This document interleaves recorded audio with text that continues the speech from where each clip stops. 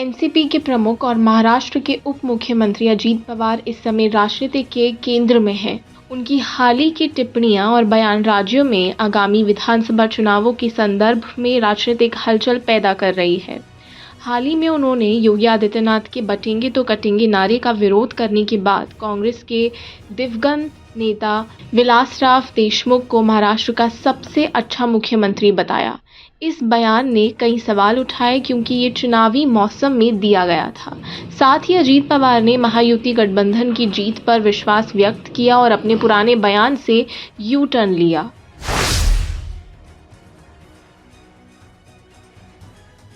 Media को दिए गए एक इंटरव्यू में अजीत पवार ने महाराष्ट्र के पूर्व मुख्यमंत्री विलासराव देशमुख की जमकर तारीफ की। पवार ने कहा कि विलासराव देशमुख सबसे अच्छे मुख्यमंत्री थे जिन्होंने राज्य की राजनीति में स्थिरता और विकास के लिए अहम योगदान दिया।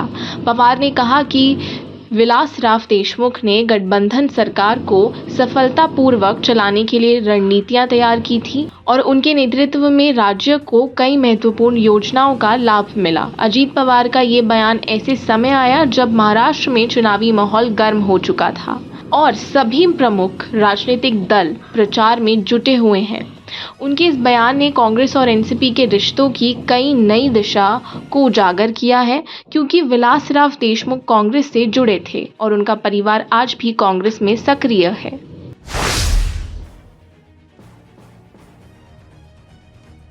अजीत पवार ने अपने साक्षात्कार में महायुति की जीत पर पूरा विश्वास व्यक्त किया। उन्होंने कहा कि महायुति इस बार 175 सीट्स का आंकड़ा पार करने में सफल होगी और चुनाव में उनकी पार्टी की स्थिति मजबूत है। पवार ने कहा कि वे चुनावी प्रचार में व्यस्त हैं और चुनाव के परिणाम पर उनका ध्यान केंद्रित है।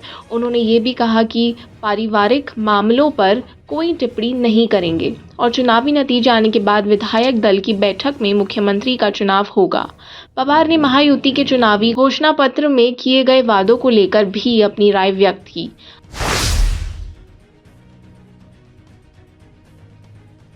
अजीत पवार ने इस समय में अपने पुराने बयान से यू टर्न लिया। कुछ समय पहले उन्होंने दावा किया था कि 2019 में नई दिल्ली में एक बैठक हुई थी जिसमें गौतम अडानी, प्रफुल्ल पटेल, गृह मंत्री अमित शाह, शरद पवार, देवेंद्र फडणवीस और आप जैसे नेता शामिल थे।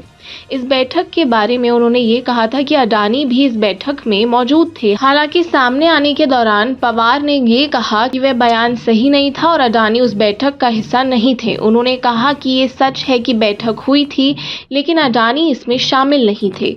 इस मुद्दे पर शरद पवार ने पहले ही ये स्पष्ट किया था कि अडानी बैठक में थे, लेकिन अब अजीत पवार ने इस पर पूर्ण विचार किया और अपनी स्थिति को स्पष्ट किया।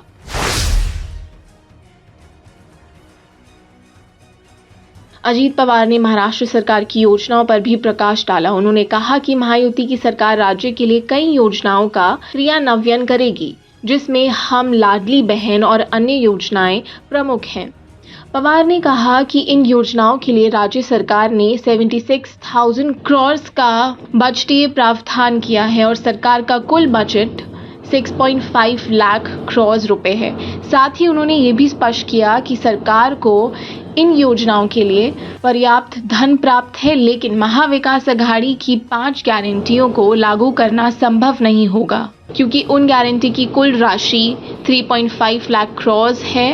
अजीत पवार ने सरकार द्वारा राजधन जुटाने के लिए विभिन्न उपायों की बात की, जैसे जीएसटी, पंजीकरण पर स्टॉप शुल्क बढ़ाना और शराब उत्पादों पर उत्पाद शुल्क बढ़ाना।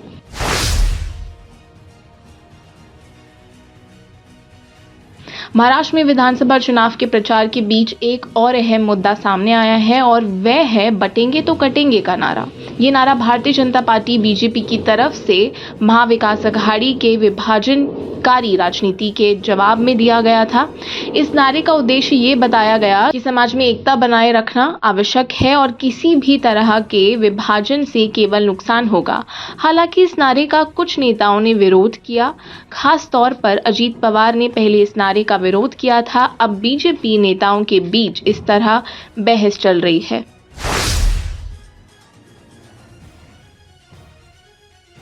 बीजेपी नेता देवेंद्र फडणवीस ने इस नारे के बारे में विस्तार से बात की। उन्होंने कहा कि बटेंगे तो कटेंगे नारा कांग्रेस और महाविकास अघाड़ी की तुष्टीकरण की राजनीति का जवाब है। फडणवीस ने कहा कि नारे का मूल संदेश ये है कि समाज को एकजुट रहना होगा और इसका उद्देश्य किसी भी धर्म या वर्ग के खिलाफ नहीं था। उन्होंने ये भी स्पष्ट किया कि बीजेपी ने कभी ये नहीं कहा कि मुस्लिम महिलाओं को लाडली बहन योजना का लाभ नहीं मिलेगा। फडणवीस ने इसे चुनावी रणनीति के रूप में पेश किया और ये दावा किया कि कांग्रेस और महाविकास अघाड़ी ने चुनावी प्रचार में धर्मनिरपेक्षता की आड़ में विभाजन की राजनीति की है।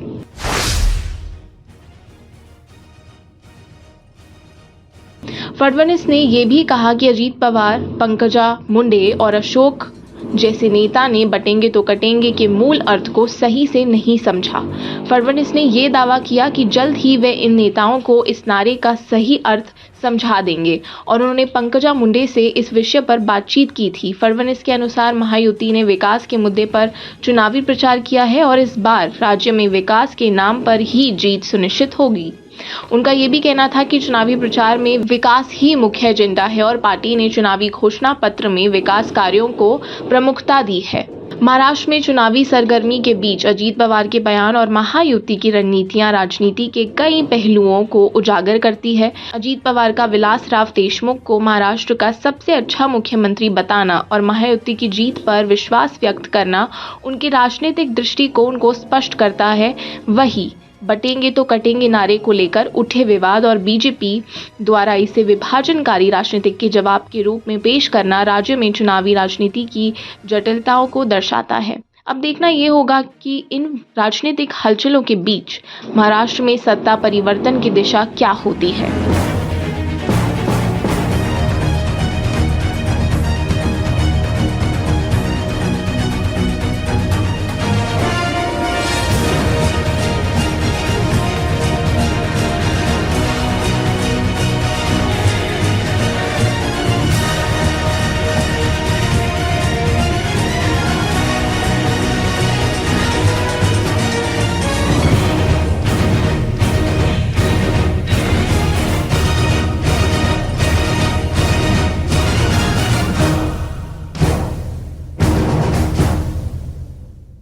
और आप हमसे जुड़े रहने के लिए सब्सक्राइब करें YouTube पर, फॉलो करें Twitter पर और लाइक करें Facebook पर। और ज्यादा जानकारी के लिए आपको टाइप करना होगा सिर्फ न्यूज़ नशा।